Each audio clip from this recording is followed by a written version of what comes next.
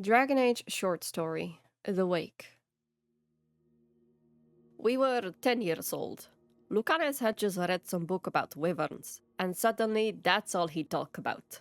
Wyverns. All the time. Wyverns.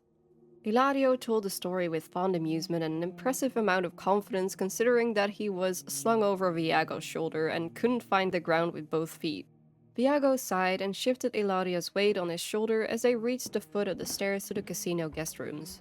The casino belonged to House Cantori. Thea had sent the staff home. The windows and mirrors were all temporarily covered with heavy black velveteen to prevent any wandering souls from getting lost on their way. The tables for cards and dice games had been cleared and set instead with lavish floral arrangement of crystal grace for parting, an emblem to ease a sorrowful heart. Their perfume clung to skin and clothing, but still wasn't sweet enough to cover the stench of liquor wafting off Illario Dellamorte. Maker, Thea owed him for this. There I was, so covered in prickle bars I stuck to everything I touched. Lucanes was nothing but mud from the ears down.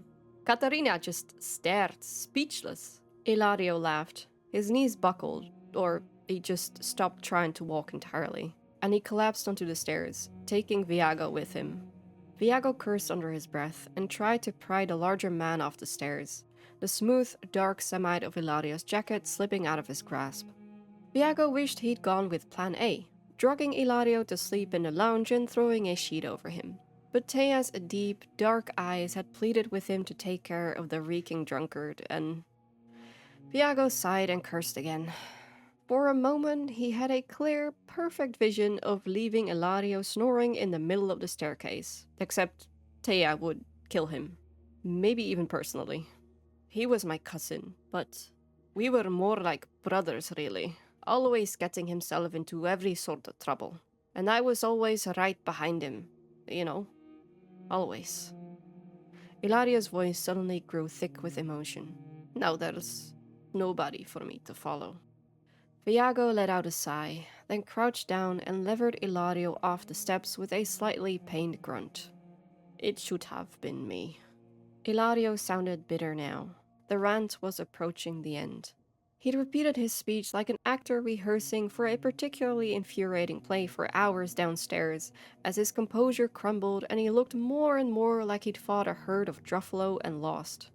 Viago lurched up the last of the stairs and fumbled with the door to the closest guest room. For one hellish moment, he feared he'd have to pick the lock.